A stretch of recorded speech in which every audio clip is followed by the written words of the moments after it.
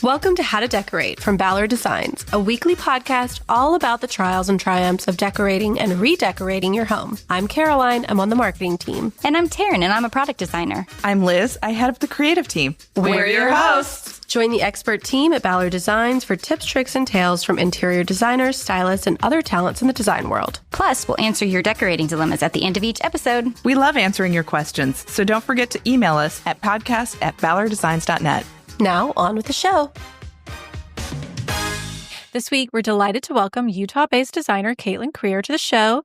Since 2009, she's been helping her clients remodel and build their dream homes with purpose and intention. She's just released her debut book, Unintentional Home, Creating Spaces for Living Beautifully. Caitlin, welcome to the show. Thank you so much. I'm so excited to chat with you today. You know, I used to read your blog way back in the day. I know you still have a blog. I'm just not, following blogs as much as I used to. I'm more of an Instagram gal now. But I remember you blogging from New York, and here you are, 15 years later? Yeah, 15, 16 years later. Wow, that's impressive. I don't know if I should be embarrassed or flattered that you were following that. You know what? There was such an amazing blog community, and it's so fun to see how so many of those people have really turned it into a fully fledged business with books. And anyway, it's very fun. Yeah, lots of opportunities. Yes. And of course, okay, you just released your debut book, An Intentional Home, Creating Spaces for Living Beautifully. So that's what we're here to talk about. Congrats, by the way. Oh, thank you. It was such a fun and really personally fulfilling project to work on. The book for me was kind of this nebulous thing. Like, of course, if you work in design and you have kind of a collection of projects, it's kind of a fun thing that's out there on the horizon. And so when the opportunity came up, the whole process felt a little intimidating, but I'm really glad that I was able to find the time to kind of put the effort in and create the book. And it really actually, for me, sort of honed in on and solidified a lot of my design ethos and my mindset behind why we do and how we do what we do with our clients. And so it was great to work on, and I think just really strengthened my vision for what I want to take into that first meeting when we meet with the client.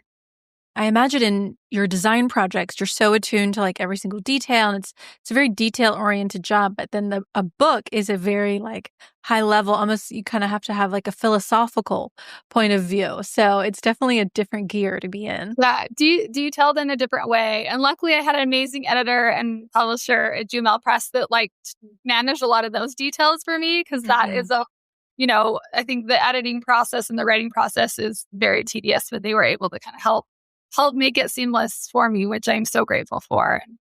It was something that I think, you think is a project-based concept, right? Like a book is a project-based concept. The work that we do with clients is project-based. And so I kind of took the book on as like, okay, this is my project, and it has, a different client and different needs and different criteria than my other projects. But like, how do I utilize the system and the skills and the logistics that we use on our design project and kind of infuse that into the book so that it feels, I think, both familiar to what we do and also felt more approachable for me, I think, in just in terms of how to get through the project and get through the book step by step.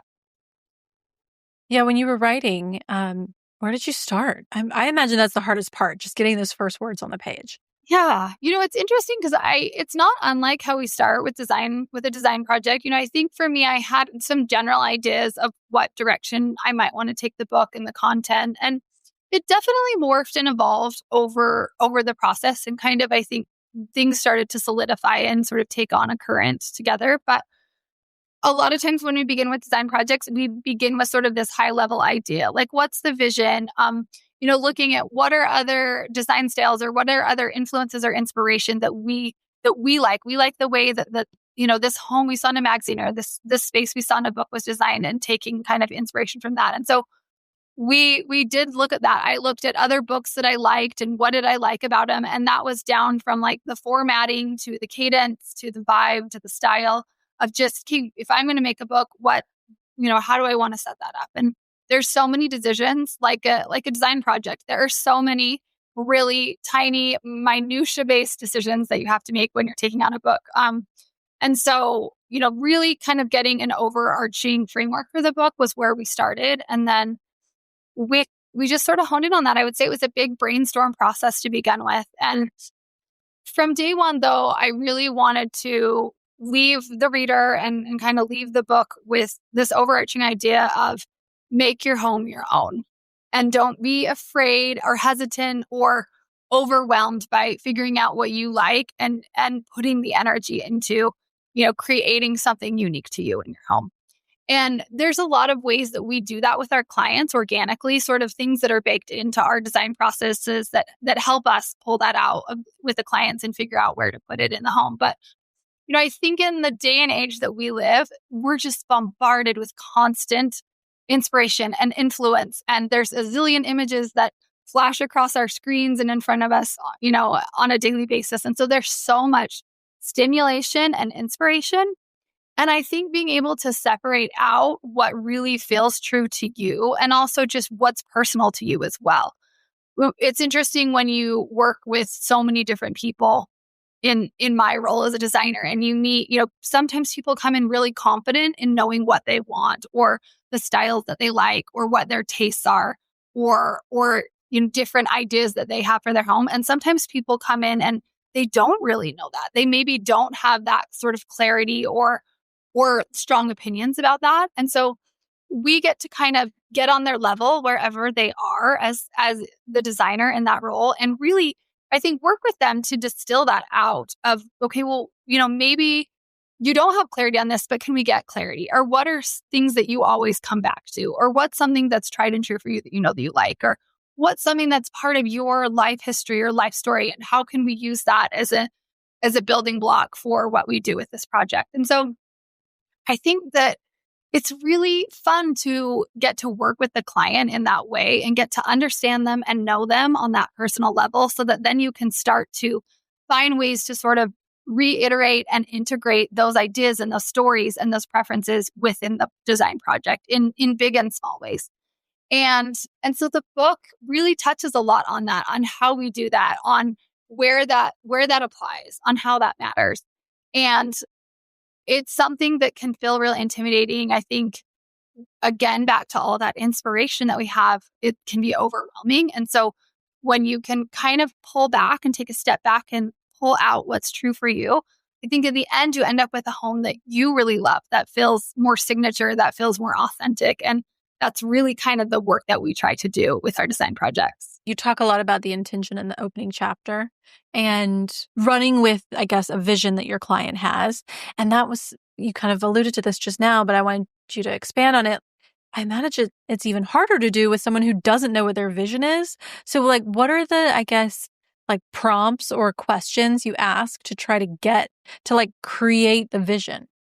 I imagine there's someone who's okay, I know I want to build a home, but you could go anywhere with that. Right. There's a level of deep reflection that goes in. Yeah. Yeah. Yeah. How do you get that out of your client? So the first chapter is called Reflect. That's the first chapter in the book. And I think reflection is such a huge part of it. I think knowing, I say in the book and I talk about this with my client, who you are and where you come from and also where you want to go, right? Because I think a home, it's all things. It's past, present, and future.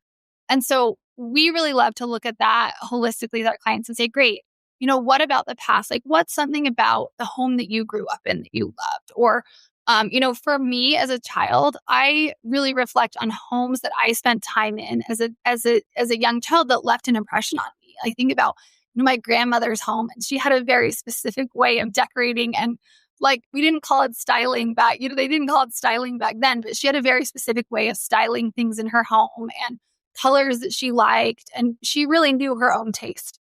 And I think about friends' homes that I spent time in and how they left an impression on me. And I think we all have that, right? We've all lived a life. We've all been places. We've all traveled. We've all had places, whether it could be a city that's inspiring you. It could be a specific hotel you stayed at. It could be a singular home you went to. It could be a book that you read as a child that had, even nuances to the aesthetic that is something that stayed with you.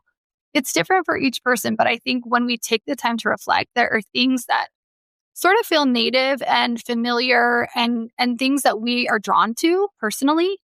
And those are the things that we love to dig deep and find with our clients so that we can pull those out and say, great, we love that you took that trip to Morocco and that really inspired you. And you want to lean on that to bring a color palette for your project. Or, we love that you, grew up going to Maine in the summer. And that's one of your, most amazing childhood memories. And how can we incorporate that feeling of Maine and the vibe and, what Maine represents to you? How can we incorporate the best parts of that into your home? Or, just all those different things. And, I think we talk about that in the design sense. Of course, that can apply to the way things look. It can apply to materials and colors and, and an essence that we're trying to create in the space. But I think it also applies on a more macro level to the feeling that you want to create in your home. What do you want to have happen? What do you want people to feel when they walk in? What kind of activities do you want to have your home set up for, right? Are you guys loungers?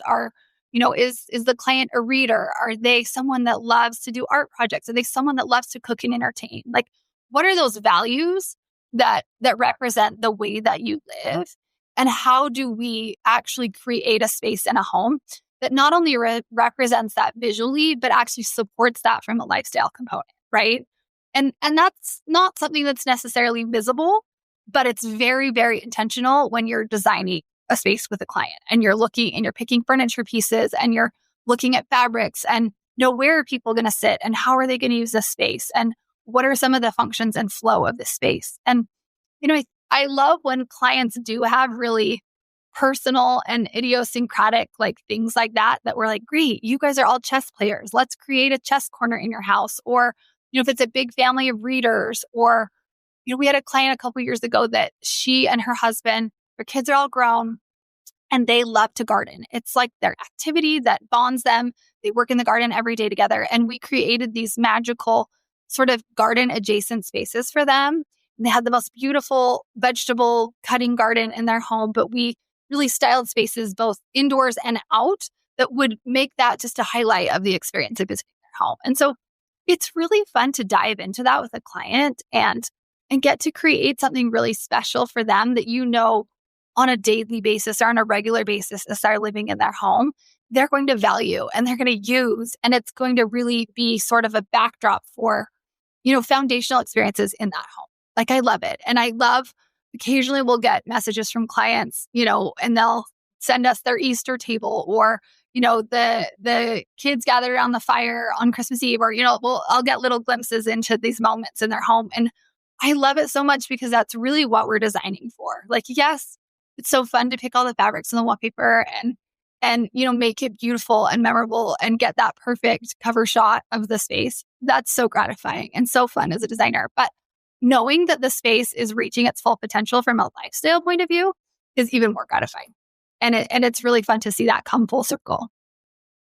Do you find that your clients are willing to be there's a certain element of dreaming, right? And almost creating a fantasy where you're like, oh, my life is hectic, so I want this serene space.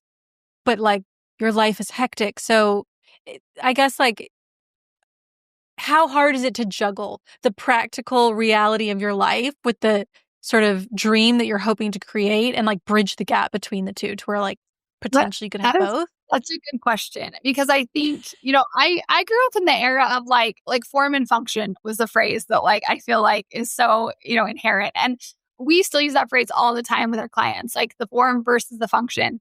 And I'm more of a believer that you can have form plus function. I don't think it's always that you have to choose. And sometimes there are things that we do just for beauty's sake or just for the aesthetic value of that 100%. There are things that we design that are just meant to be the visual moment or, be that aspect of the house that just grabs your eye. But for the most part, in our projects, we're designing family homes. We're designing second homes that are vacation gathering spots for extended family. We're designing spaces that really have to work, right? A lot of our clients are really the big entertainer in their family. And that's part of the reason behind the project is that they want to have a gathering space and they want to be able to, better meet the needs of their family or their kids or whoever, whoever's using the space. They want to be able to better support the goals of the space, of the home and the space. And so the form and kind of how that goes is often secondary to great, but we have this higher list of needs that we need to make sure those boxes get checked first, right? And we definitely have some ways in our process that we kind of start there, like we build from the ground up. And so oftentimes on a design project, we primarily do new builds and large scale renovations. So really we're able to start at square one and really build from there with our clients often. And so we usually have a meeting and we call it the functional audit. I made that up. I don't know if it's the right name, but we really go through each space in the house and we analyze with the client, great, like what's happening in this room? What kind of storage do we need here? And we actually have a very detailed list of questions that we ask in this meeting, everything from, where's the vacuum going to go to, what kind of organization do you like for this type of thing to what's your routine for doing laundry? And if you don't have a routine, let's make one for you and let's design the laundry room so that it's supportive and has that ease of use. And so there's a lot of things that we do that really go into the structural components of the house first and foremost that make it work, right? And, laundry rooms, kitchens, pantries, mudrooms, bathrooms are really the places where that really tends to matter the most because there's really functional, logistical, storage, routine-based needs that happen in those spaces, right? And so we really get nitty-gritty with our clients to, we'll ask them and they sometimes laugh like, well, what's your morning routine? Is there a coffee routine? Is there like a smoothie? Are they a smoothie family and they do smoothies every morning? And how do we set up the space to support that? So it ends up being so specific to each client.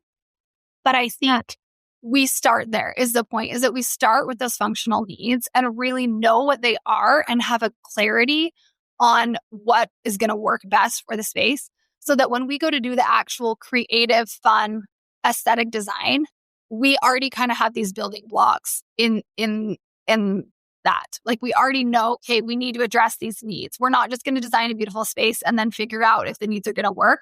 We start with the needs. Oh my God. I feel like bathrooms are like the worst. Like okay, you have an electric toothbrush. Where are you plugging that in? Is there a plug that like is not out on the counter? Do you want it to be out on the counter? Probably not. And where are you putting it? I don't know. Whoever renovated my bathroom did not think about that, and it's very annoying. Well, the funny thing is that, if you are an aesthetically minded person who, is interested in home design and making your home beautiful and pleasant and visually appealing, a lot of the daily things that we live with are not that, right? They're not always visually appealing. Like we talk a lot with clients, like I think pantries are a great example that a lot of the food that we buy, the branding is not necessarily beautiful or aesthetically pleasing in your beautiful Cotswold inspired pantry. Or, it's like, I don't want to call out any brands, but we always make sure in pantries that like we have that closed hidden storage because I don't want to see all the labels on the food cans or the cake mixes or the cereal boxes or things like that, right? Like there's things that we want to be able to thoughtfully like close the door on so that what we're seeing can bring that feeling of peace and serenity. Like you're saying, like life is hectic enough. I think there's so many things you can do to just sort of like contain the chaos, right? And that I think that's the best we can do. So if we can be thoughtful about the storage, if we can be thoughtful about the routines, if we can be thoughtful of knowing, great, we know that you're going to have 500 pairs of shoes by your back door every day after school because everyone, comes over, all the neighbor kids come over or whatever. Like we can actually plan a solution for that, problem before you even move in, right? Like we can think ahead and we can be intentional about how we're setting things up so that they will meet the needs of your life day in and day out. Yeah. And I think that alone comes through in your work so clearly. Because so much about the spaces that you end up building are about function, and they're such clean and beautiful and functional spaces. You would never know that there were, 50 neighbor kids in the house. But I love that you plan for that and build these dream spaces that not only speak to how people live, but kind of dream and shape the spaces that they want to be and who they want to be as families. So I think that's really exciting.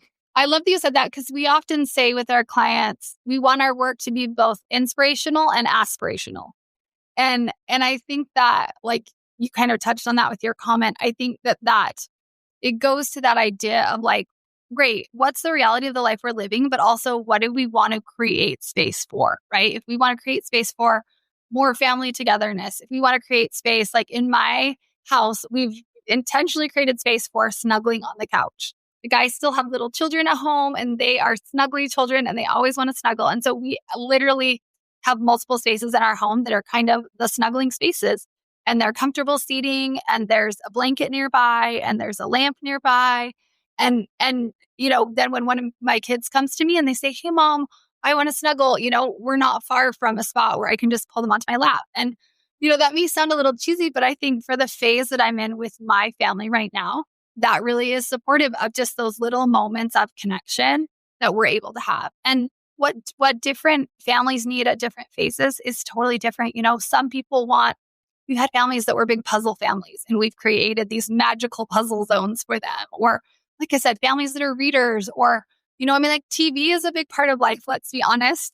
And so everyone's trying to hide their TVs in the design world, but gathering on the television or watching a movie together, if that's something that bonds your family, or of course, eating and cooking together is a huge part of it. We have a client that we're working with right now, and their kids are kind of teenage, preteen age, and their kids actually all love to cook. And so we're designing this secondary pantry, and the secondary pantry is actually geared toward the kids. Like, we got feedback from the kids on how they wanted to use the space and what kind of things they like to make. And so we're able to sort of design that space so that it can be sort of the family cooking zone. And so I think that those kind of opportunities to, really, just be specific with the design. I think the luxury of either renovating or building a custom home, or, whatever opportunities you have to make your space specific to you in big and small ways. It is such a luxury if you can really take a step back and say, what do I actually need? Or how would I actually use this space? If it's a room in your house that maybe, I think a classic example is we've had clients that have had formal living rooms that didn't get used as a formal living room, right? It just was sort of a space in the house that had furniture in it. No one went in there. And, sometimes we'll say to clients, well, great, what could we do with this space so that it would get used, so that people would go in there? Do we modify it and make it a music room? Or, is a reading room, is a library a better use of this space? And let's not make it a formal living room. Let's make it a library that has seating in it. Or, how do we, I think, make those adjustments or tweaks to our home so that they actually meet our needs and they actually support our needs? And I think that all goes back to the intention. And I think to be able to hone in on those intentions, you have to really get a clear understanding of, great, who is my family? What are our actual needs in this home? Which ones are met and addressed and which ones are not? And what changes could we make for it to be better, for it to be more supportive, for it to, live easier? And I don't know if you guys have experienced this, but, I'm a designer and I spend all day thinking about these things. But even in my own home, I'm sometimes just surprised when I make one small change, what a big impact it can have, right? Whether it's adding storage for something that we didn't have storage for before, or it's, saying, oh, you know what, I would love to be able to do this. Great. I'm going to modify the way that I'm using this room, and I'm going to add this piece of furniture, or I'm going to get this tool, or whatever it may be. But, even the small changes can make a big impact in the way that you live in a space daily. And so it just takes sort of that contemplation and reflection and understanding of how we're living in our homes to get to that place where we go, great, now I know what I need. How can I address those needs? I've just never understood why people don't like a formal living room. Because to me, it's just a living room that doesn't have a television, and it's still super comfortable. I don't know. I love our living room that doesn't have the TV because I feel like it's quieter. It's in a really sunny spot, and we're in there as much as we're in the TV room. I feel like if you just make it super comfortable, you're going to want to go in there. Then again, my house is also much smaller than your client. So, well, we do homes all sizes, but in my own home, we have a room like that we don't have a TV, and we really debated, should we put a TV in here? And we didn't. And I actually have never thought about it again. Because we do use the room all the time. My kids go in there and read, or that's where we go to have a conversation. And nowadays, we don't have a TV in there, but the iPad will often end up in there with one of the kids. So it still can meet that need, if we need it to. Yes. But But yeah, Oh my gosh, that's I so love true. formal Yeah. rooms too. Like, so many people, I think the formal dining room is a room that's gotten a bad rap too. And I actually love formal dining rooms. I love the process of setting a table. I love all those details. I love that special effort of, making time and putting energy into a special celebration, right? And so Yeah. I'm old school that way. Like I'm in that same camp. Like I love all those specific rooms, even if sometimes people aren't necessarily on board with them in our modern age. Yeah. Do you, okay, this was actually touches on something that I was curious about, because so many of the houses in your book are quite large, or at least they seem that way.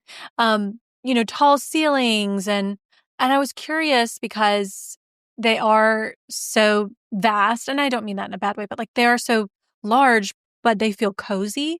And so what is it, like, how are you creating that warmth in there when sometimes that scale can feel like more, I guess, gives it like an echoiness and like a emptiness, I think, that sometimes isn't cozy. So how do you make the cozy? Yeah, that's a great question. Well, I think in any space, I like to think in layers and really how we do our design, like our process specifically with furniture, but also with sort of when we do the hard finishes, is we think about the layers. So what are the foundational layers and then what comes after that? And we really build upon it. And so, if you look at any of the spaces that we've designed and any of the imagery in the book, you could actually start to pick apart those layers, right? Like there's the floors, the walls, the ceilings, the windows, like all of those hard surfaces. And, each of those is a layer and sometimes they get special treatment and not always. And I think in our sort of mindset of designing, sometimes one of those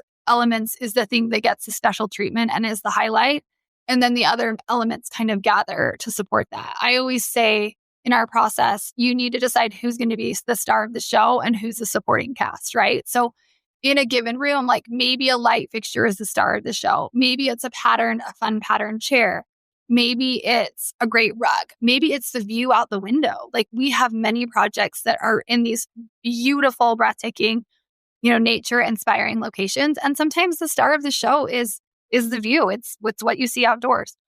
But I think within those layers, both with the hard finishes, then we get to those furnitures, you have opportunities to build in color. You have opportunities to build in texture is a huge thing that we look at. And so I think going back to the coziness, is there texture in, like wood beams are a great example of texture in if that works for your space. Wall covering can be a textural element. Nubby throw blankets or the textures on the fabrics that you pick on your upholstery and your pillows and things like that can be texture. I love baskets. I'm a big basket girl. Baskets bring in great texture. I love the warmth that they bring to a space. And then back to color. Rugs are a great way to do color. Art is a great way to do color. If you have plants or flowers in your space, again, great way to reincorporate color that you're using in the space. Pillows, fabrics, window coverings, all those things. And so we really look at it as like almost like a conversation. And often I look at it as a recipe. I love to cook. I don't know if you guys are big chefs at home and like to cook, but I love to cook. I've always loved cooking, but I'm always modifying the recipe, right? So I love a recipe, but I'm going to say, you know what? I love a little extra salt, or I love balsamic and lemon on anything and everything. And so I'm going to add a little bit of that. And I think home design actually is the same way. Like we can see something that inspires us that we go, oh, I love this room, or I love these colors that they used, or I love how that was put together. But I always like to reflect back on, okay, great, but how am I going to modify that recipe to make it my own, right? Like, how do I take that inspiration and then make it my own? And so I think with the layers and all that coziness, I think we're always modifying the recipe. If we say, great, we love the vibe of this space, but we want a little extra color, or we want a little extra texture, or we want extra warmth, or whatever it is that we're bringing into the space. Like, what does the space need to feel balanced?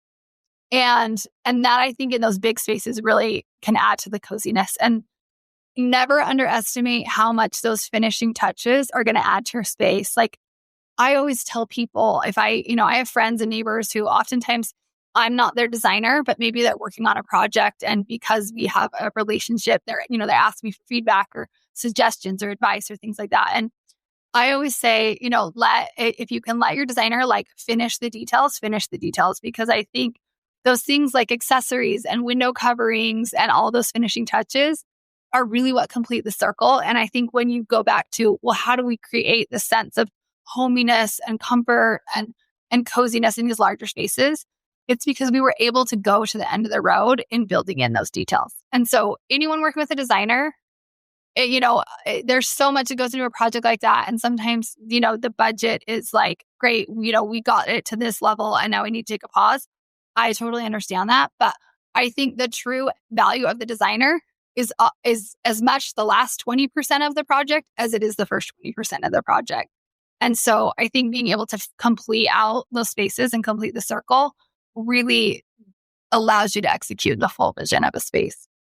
That whole idea of altering the recipe, I think, is a really kind of just going back to that, is the thinking about altering the recipe should be a great way to freshen up a lot of the trends that we're seeing, as we get inundated with Instagram and Pinterest and all of our influences that we're seeing all the time. But I'm curious to see what in 2025 you're seeing as trends that people are leaning towards, or what's happening in new builds or in interior designs.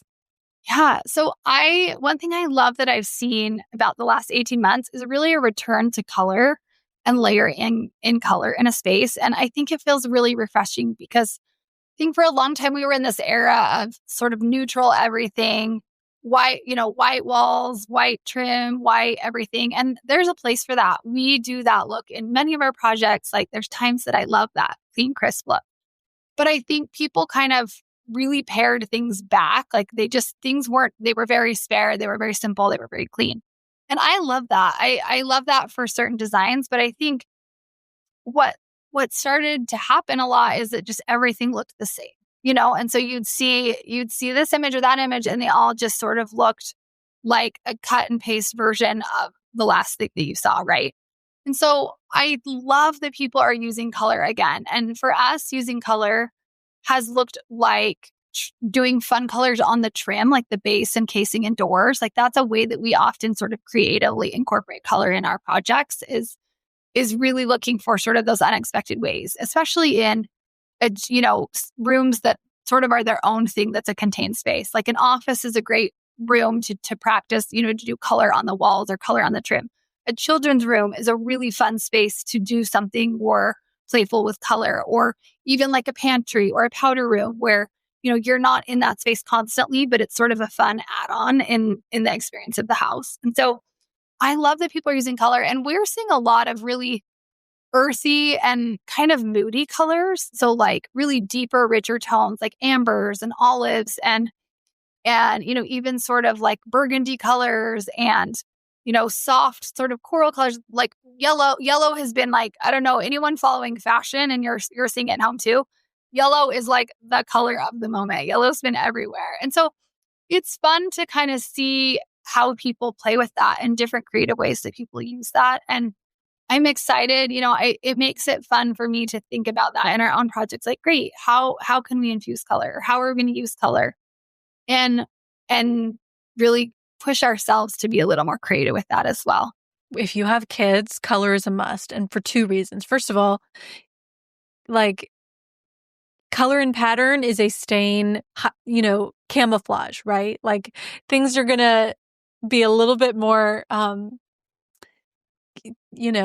harder to pick up any mistakes that happens in color and pattern, but also because kids' stuff is colorful. So if your room is if your space is all neutral and then your kids come in and all of their things, like all of their toys and everything are, primary colors, then they just jump out at you even more. Whereas if you've got a little bit of color, then like it's not quite so disruptive to see all the, to your eye.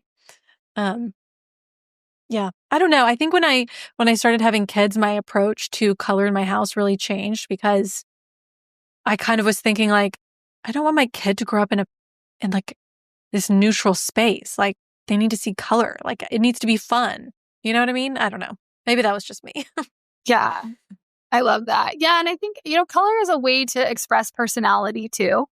I feel like I could tell this story 10 times over because so often when we meet with clients and we're talking about their children's spaces and we'll say, great, does your child have they expressed any opinions about their room or colors that they want or, things that they want to incorporate? And I literally 100 times over, we've had clients say, oh, we cannot let my child choose a color for their room. Like, no, like we, because they would choose, like bright turquoise or they would choose neon orange or, whatever it may be. But we often will work with the client and say, great, we're going to like pre-curate some options for the child that are sort of like parent approved. And then we can, let them participate in the process. It is really fun because I think you're right. I think kids naturally like are drawn to color. Like you think about opening that fresh box of crayons and, and looking at all of the colors in the box. And if you were like me as a kid, I always wanted the biggest box with all the color. Like I needed all the colors in my box of crayons, right?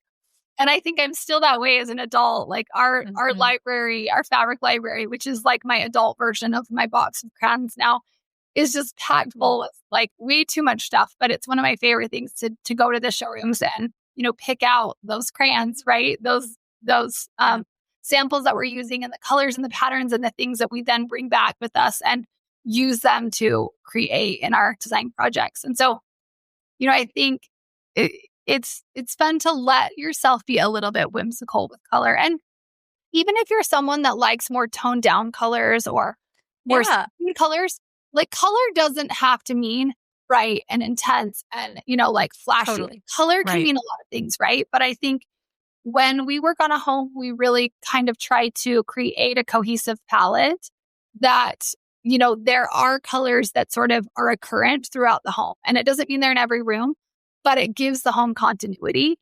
And so oftentimes we're looking at the house as a whole so that we can kind of create a color story and a vibe and a vision for like, what is the inspiration for the colors in this home and how can we pull from that and, and kind of bring that all together in a way that feels harmonious from room to room, right? So that each room is going to be a different idea. But at the end of the day, the idea of the house feels like it flows and it makes sense. And the different rooms are speaking to and referencing each other in a way that brings the home together. There is lots of blues and greens in your book that are just like lovely, earthier, more nuanced. Yeah, they're not, bright blue, but like it's a livable. They can be livable shades of your favorite colors. Yeah. Well, I tend to really like nature inspired colors. Like that's what I want to. But it's funny because, I think there's colors that I used to sort of shy away from being like, oh, that's not like a nature color.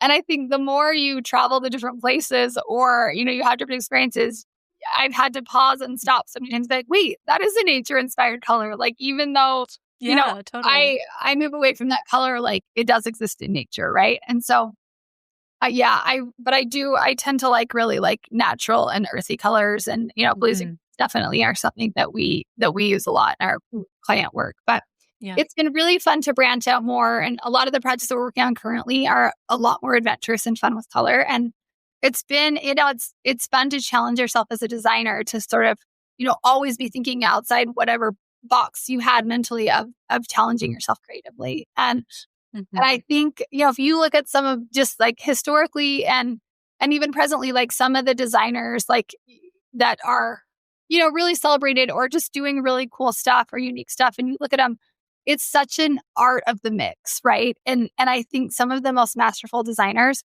really have this ability to mix things in creative and unexpected, but also really appealing and balanced ways that just works. And maybe you wouldn't think it would work looking at it all on a table, but in a space it works, And I love seeing the work of other designers and really looking at that. Like, great, oh, how did they do that? Or oh, I love how they threw in this unexpected element. Okay, great. Like, what's a way we could do that in our own design work in our own application? Yeah. So what goes around comes around, I guess, always in design, right? Yeah, I think in the was it in the introduction of the book you were talking about going to was it Scotland? Wait, where was it? Yeah, Ireland. Ireland, that's what it was. Like I know it was cold and I know it was in near England. Yeah. So you were talking about like the woods and the herringbones and all of that. Has that made its way into any of your Yeah, projects? definitely. I really love sort of the Ralph Lauren aesthetic. Like a lot of the projects that we work on are very classic and historically inspired and have an sort of all American component to them. And so, I think there's opportunities in certain spaces in homes that we really love to bring in sort of those richer, deeper, more traditional colors. I actually just went on another trip this spring to Greece and Croatia and Italy. And those countries also have such a signature color palette and really inspiring. And some of them colors that I don't always use, they're not like my go-to colors, but it was really fun to think about. I think for me, I'm thinking about, Italy specifically of like, in Italy, you see a lot of like rusts and reds and amber and ochre, like colors like that really are sort of earthy, these earthy saturated tones. And that's definitely something that we've been incorporating lately into our projects is more of sort of those earthy, rich colors. And pairing them maybe with some other combos that maybe aren't the most expected pairings. But if you can bring them together cohesively, you can really put any colors together if you can approach it creatively and figure out how to make them be friends with each other. Okay, side note, have you watched the Ralph Lauren documentary on I HBO? have. Yes. Oh my gosh, wasn't it great? Liz, have you watched it yet? I haven't watched it yet. It's on high on my list. It's so fantastic. I watched it the other night. It was so good. Anyway. It's amazing. Well, this is a total side note. In another life before I was a designer, I actually interviewed at Ralph Lauren and I got to interview at their headquarters in New York in Ralph's office specifically. And wow. And it was such an influential experience just to go and look at how they create space. Like I actually think Ralph Lauren is a masterful example of how they create this entire feeling and atmosphere and ambiance with how they do their marketing and their photography for their business. Mm-hmm. And I think that's so true of a home too, right? Like Ralph Lauren tells a story. That's what everyone buys into is he created this entire lifestyle behind his brand. And, a home is not entirely unsimilar to that of like when you create a home and you're thoughtfully creating a home, you're reflecting the lifestyle and the story and, and all these other implied aspects in the home. And so it's amazing if you've ever been in like a big city, like I love being in New York or Boston or, a big city, and you walk into like a Ralph Lauren store and you're just entirely transported to a different place. Mm-hmm. And that's very much how their offices are in New York. Like you're in this high-rise office building and you step off the elevators on the Ralph Lauren floor and you might as well be in a British country manor because that's what it looks and feels like. It's pretty incredible, the power of design and how it can just, transport you. Yeah. Yeah. And each of his houses, like, his house in like out west looks totally different than the one in Montauk, which looks totally different from the Bedford one. Like that's so interesting to me because it's not like they all look the same because he has this signature sort of aesthetic. They all look like the place that they are. Yeah. Right? Like they're supposed to reflect the place around there. Anyway, very interesting. Yeah. I love that. Major tangent. I think it goes back to, again, on that, it's like the modifying the recipe, right? Like if you think of Ralph Lauren, there's things, he loves linen, he loves leather. Mm-hmm. There's definitely like those ingredients that you see in the design and in the home space as well with Ralph Lauren designs that are those sort of hallmark ingredients that are just tied to the Ralph Lauren idea. But in those different homes, a lot of those elements are still present. They're just used in different ways or in different ratios to represent the specific location. And so again, it goes back to the idea of modifying the recipe, Mm-hmm. Yeah. We talk with clients, we talk about in the book that like, what is the DNA of your home or what is the DNA of a space? Sort of like, what are those building blocks that they could be materials, they could be colors, they could be, again, like just the feel of a place. Like, Cotswolds has been a big look the last couple of years. Everyone wants like the Cotswolds home, right? And so, all you have to say is Cotswolds or, you can say south of France. You can say, there's places that you can literally just say the phrase and it conjures up all these visions of different colors, materials, and a feeling that you're trying to create in the space. And, I think it's when you know what that DNA is, if you can kind of hone in on, okay, great, what's the DNA for my home? It kind of helps you guide those choices along the way. And so that then the choices down the road actually get easier because you've already said, you know what, we're using this element and I don't have this in this room yet. So great. How am I going to bring it in? Yeah. Or it actually makes the subsequent choices easier. I don't know if you guys ever watched years ago. Emily Henderson had this show on, I think it was on HGTV, but she would do these design diagnostics with people on the show. And she'd have this table of things, and then she'd have people pick things off the table, and then she'd come back to them and talk through, things they liked and items of clothing, like all these different things she used. And then she'd come back to them and she'd tell them their style. And their style was always this like really obscure, fun mismatch, like your style is like Adirondack, Victorian, nature girl. Whatever she'd come up with. But it was always so fun to kind of see how she would like create these vibes and styles that like weren't really a look, but the way that she would articulate them, you could totally envision what that look would then look like in a home, right? It was an entire persona for the home. And, I think when you lean in to the idea, and I think Ralph Lauren, again, expert at this, so many designers, when you have this idea and you're able to lean into the idea, what you can create with that when you're committed to that vision is so fun from a design standpoint. Mm-hmm. It's really fun.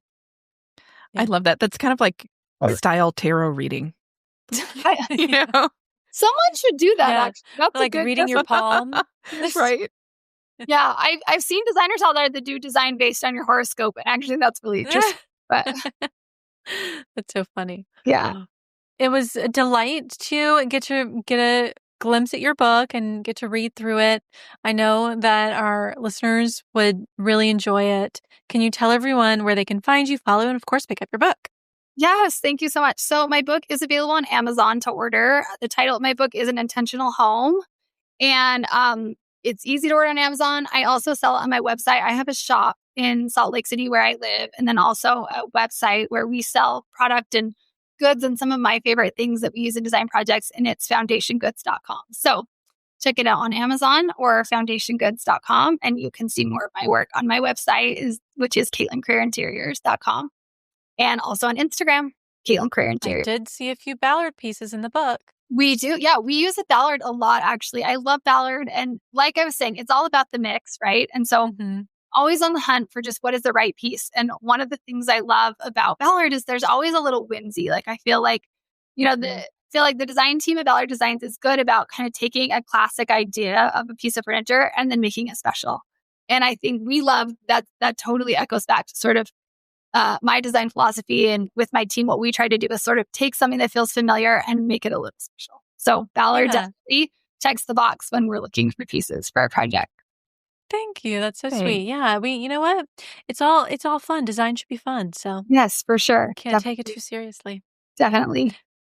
All right. Well, Caitlin, thanks for joining the show, and congrats again on your book. Thank you so much. Thanks so much for having me and for the lovely conversation. And that's our show. You can find all of the show notes on our blog, howtodecorate.com/podcast. To send in a decorating dilemma, email your questions to podcast@ballarddesigns.net so we can help you with your space. And of course, be sure to follow us on social media at Ballard Designs. Don't forget to subscribe wherever you get your podcasts so you never miss an episode. And please leave us a review. We'd love to hear your feedback. Until next time, happy decorating.